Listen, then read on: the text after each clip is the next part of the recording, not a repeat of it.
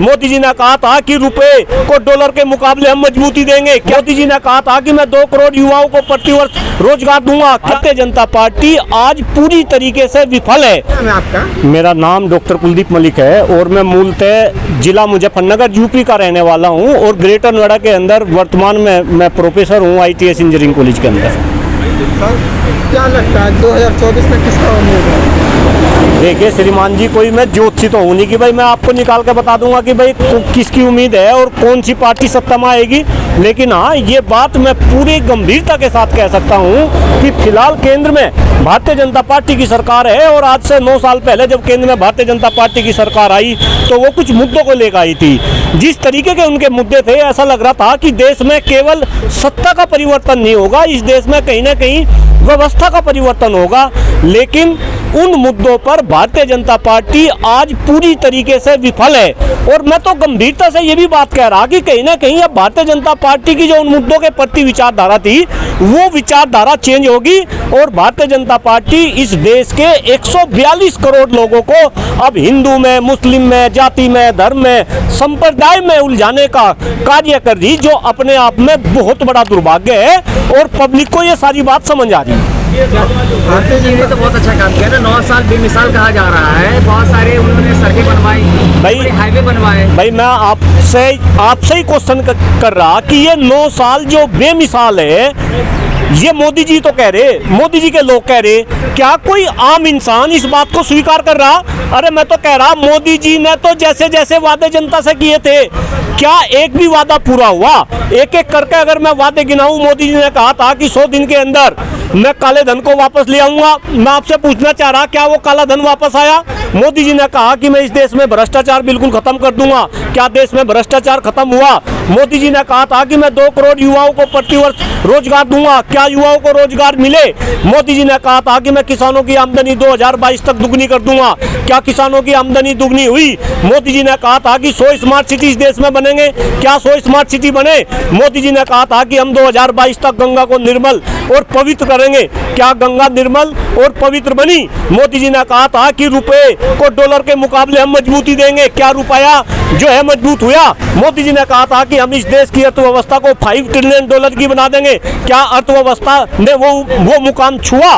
तो जिस तरीके की बात आदरणीय मोदी जी ने 9 साल पहले देश की जनता के सामने रखी थी, उनमें से मुझे एक भी बात बता दो वो मोदी जी ने पूरी की हो। तो जब वे सारी बात जो मोदी जी ने कही थी वो पूरी नहीं हुई, तो कहीं ना कहीं अब आप भी देश की जनता का मूड समझ सकते हो कि 2024 में आने वाले टाइम में क्या होने वाला है। आपका समर्थक का कहना है कि जो मोदी जी देश को जो विकास की ओर बढ़ा रहे हैं, ये विपक्ष को कभी नजर नहीं आएगा। विपक्ष जो है कभी हमेशा जो है कमी गिनवाने में लगे रहेंगे। श्रीमान जी, ये बात उनकी भी सही है कि भाई विपक्ष का तो काम है सरकार की आलोचना करना और सरकार की कमियों को गिनवाना, लेकिन इसके बावजूद मैं ये नहीं समझता, अगर सरकार कोई सही काम कर रही तो विपक्ष का काम है कि सरकार के उस काम का समर्थन भी करना। लेकिन ये सरकार तो खुल के बोलूं तो बड़ी निकम्मी सरकार है। भाई मुझे आप एक भी काम में तो मुद्दे की बात कर रहा, आप मुद्दे पे बात करो, सरकार ने क्या काम करा। और मैं आपको बताऊं कि जो ये विकास की बात हो रही ना, जिस तरीके से मोदी सरकार ने जो है कर्जा लिया, आप तो खुद मीडिया के लोग हैं, 100,000 करोड़ रुपए का कर्जा। अरे सोशल मीडिया के ऊपर पूरा वायरल है कि इस देश में आजादी के बाद 14 प्रधानमंत्री हुए, उन्होंने 55,000 करोड़ का कर्जा लिया और अकेले मोदी जी ने 100,000 करोड़ का कर्जा ले लिया। आज हिंदुस्तान के अंदर हर एक व्यक्ति 1,20,000 का कर्जमंद है। तो दिख रहा है सर। नहीं, काम क्या दिख रहा? सड़कों का जाल बिछा। क्या सड़कों का जाल ही केवल काम है? अरे इस देश में काम होना चाहिए था शिक्षा व्यवस्था के ऊपर, इस देश में काम होना चाहिए था स्वास्थ्य के ऊपर, इस देश में काम होना था इस देश के पर्यावरण के ऊपर। शिक्षा व्यवस्था बिल्कुल चौपट, स्वास्थ्य व्यवस्था बिल्कुल चौपट, पर्यावरण बिल्कुल चौपट। आप क्या बात कर रहे हैं भाई? अगर आप जैसे पत्रकार भी इस तरीके की बात करेंगे तो फिर तो राम भरोसे हिंदुस्तान चलेगा। क्या बात कर रहे हैं आप? प्रधानमंत्री ने खुद बोला है अमेरिका में एम्स बन गए, हॉस्पिटल्स बन गए, यूनिवर्सिटी हर सेकंडों में खुल रहे हैं। आप अमेरिका की बात कर रहे हैं, अभी अमेरिका में प्रधानमंत्री जी गए, आपको पता नहीं वहाँ पे किस तरीके का आपको सीन देखने को मिला। अरे 21 तारीख को वर्ल्ड योगा डे था, न्यूयॉर्क के अंदर प्रधानमंत्री जी प्रोग्राम कर रहे थे, उस मंच के ऊपर न्यूयॉर्क का केवल और केवल मेयर था और एक महिला थी। प्रधानमंत्री जी को कोई रिसीव करने तक नहीं गया। अरे आप क्या बात कर रहे हैं? प्रधानमंत्री जी की ख्वाहिश थी कि वो प्रेस कॉन्फ्रेंस अमेरिका ना करे, प्रेस कॉन्फ्रेंस करनी पड़ी, 2 क्वेश्चन भी पूछे और किस तरीके से वहां जो है प्रधानमंत्री जी को मुंह की खानी पड़ी, ये भी पूरे संसार ने देखा। टीवी ने ये भी दिखाया ऑटोग्राफ ले रहे हैं वहाँ लोग। हाँ यही तो बात है, टीवी वाले जो दिखा रहे, ऐसा ही जनता जो है समझ रही है। आपको नहीं पता ये टीवी वाले कौन है? अरे भाई ये तो गोदी मीडिया की बात हो रही। आज मीडिया का, आप भी मीडिया बंधु है, बात को अदरवाइज मत ले, लेकिन आज मीडिया का 80% जो मीडिया है कहीं ना कहीं मोदी जी के चंगुल में है। हो सके आप उसमें से बाहर हो, आप इस तरीके की जो है मोदी जी के विरोध में भी खबरें दिखा रहे। अब तो ये हिंदुस्तान के 142 करोड़ लोगों में से हर किसी को ये बात पता मोदी जी की जो मीडिया है उनमें हिम्मत है कि वे इस देश में कितनी महंगाई है उसकी खबर दिखाए, इस देश में शिक्षा व्यवस्था का कितना बुरा हाल है उसकी खबर दिखाए, इस देश में स्वास्थ्य व्यवस्था का कितना बुरा हाल है इसको दिखाए, इस देश में युवाओं का कितना बुरा हाल है इसको दिखाए, इस देश में कितनी बुरी जो है काम हो रहे। अभी देखो महाराष्ट्र में क्या करा। अरे मोदी जी तो देश को भ्रष्टाचार से मुक्त करने वाले थे।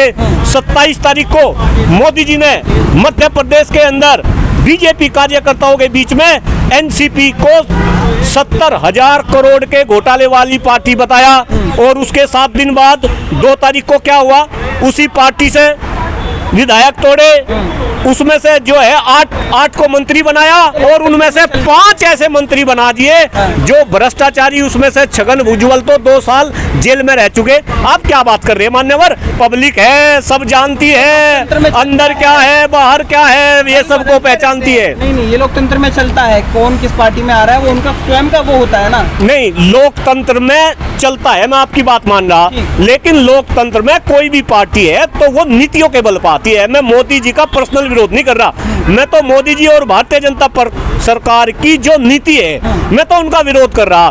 भाई नीति तो ये इस तरीके की लेकर आए थे कि ये देश, इनको कहने की जरूरत ही नहीं थी, अगर इनकी नीति इंप्लीमेंट हो जाती तो ये देश अपने आप में विश्वगुरु बन जाता। लेकिन ये तब भी कहते हैं भाई इन नीति के बल पर हम इस देश को विश्वगुरु बना देंगे। मैं भी आपको कह रहा, अगर देश में भ्रष्टाचार यू देश मुक्त हो जाता, इस देश में काला धन वापस आ जाता, इस देश की शिक्षा व्यवस्था अच्छी हो जाती, इस देश की अर्थव्यवस्था अच्छी हो जाती, इस देश में युवाओं को रोजगार मिल जाता, बेरोजगारी खत्म हो जाती, किसानों की आमदनी दुगनी हो जाती, तो फिर मोदी जी को कहने की जरूरत थी कि हम इस देश को विश्वगुरु बना देंगे। ये देश तो अपने आप में विश्वगुरु बन जाता, लेकिन ऐसा हुआ नहीं। ये बात हम अच्छे से समझे। यूसीसी और आया है, उस पे आपकी क्या राय है? सही है, गलत है? विरोध तो बहुत विपक्ष वाले चुनावी मुद्दा होगा। हाँ बिल्कुल। देखिए मैं आपको एक बात बताऊं, ये भारतीय जनता पार्टी वाले कुछ ना कुछ मुद्दे ऐसे ही उठा के ले आते हैं और ये चुनाव में उन मुद्दों का जो है उपयोग करते हैं केवल और केवल वोटों का ध्रुवीकरण करने के लिए। अब ये यूजीसी का मुद्दा ले आया, यूनिफॉर्म सिविल कोड का। मैं तो ये कह रहा, यूनिफॉर्म सिविल कोड तो 9 साल पहले जब भारतीय जनता पार्टी की सरकार आई तभी इसका इम्प्लीमेंटेशन होना चाहिए था, ये अब तक क्यों नहीं करा? और मैं लिख के दे रहा इस बात को, डॉक्टर कुलदीप मलिक बोल रहा कि ये केवल और केवल कह रहे यूनिफॉर्म सिविल कोड को ये इम्प्लीमेंट नहीं करेंगे, ये केवल झुंझुना है, ये झुंझुना दिखाते हैं।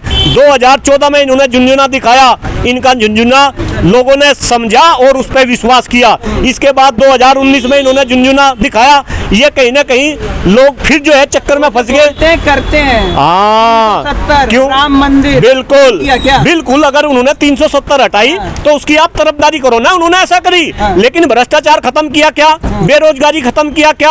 अच्छी शिक्षा व्यवस्था इस देश में आई क्या? स्वास्थ्य व्यवस्था सुधरी क्या? किसानों की आमदनी दुगनी हुई क्या? गंगा निर्मल और कोमल हुआ क्या? आतंकवाद खत्म हुआ है, अब कहाँ कश्मीर से कुछ सुनने को मिला? हाँ अभी राम मंदिर पाकिस्तान की एक महिला हिंदुस्तान के अंदर आ गई, वो आपके एनसीआर में ही घूम रही, 4 बच्चों को भी जो है साथ में ले आई। ये सुरक्षा व्यवस्था है, इसके विषय में भी हमें सोचना पड़ेगा। मैं तो कह रहा मोदी जी जो अच्छा काम कर रहे हैं भाई आप उनकी तारीफ भी तो करो, लेकिन हमारे अंदर इतना दम होना चाहिए कि अगर मोदी जी ने जो वादे किए थे वे वादे भी मोदी जी को पूरा करना चाहिए। अदरवाइज ये हिंदुस्तान के 142 करोड़ लोग ऐसे ही ये ठगे जाएंगे और इनको ऐसे ही जो है बांटा जाएगा और इस देश की राजनीति में असली मुद्दों की बात होने की नहीं, बस यही जाति धर्म संप्रदाय मंदिर मस्जिद के मुद्दे इस देश की राजनीति में चलते रहेंगे। इसी से क्या दिक्कत है? जब सब समान अधिकार हो जाएंगे तो मसला क्या है? अरे मैं कह तो रहा, ये इम्प्लीमेंट करके तो देखे यूसीसी को, ये तो चुनाव का मुद्दा बना रहे। नहीं करेंगे। मैं अभी बता रहा, अभी यूपी में चुनाव हुए थे, हाँ। यूपी में चुनाव से पहले इन्होंने जनसंख्या नियंत्रण कानून का मुद्दा उछाल दिया। हाँ। इसके बाद में यूपी में भारतीय जनता पार्टी की सरकार बन गई। मैं आपसे पूछना चाह रहा,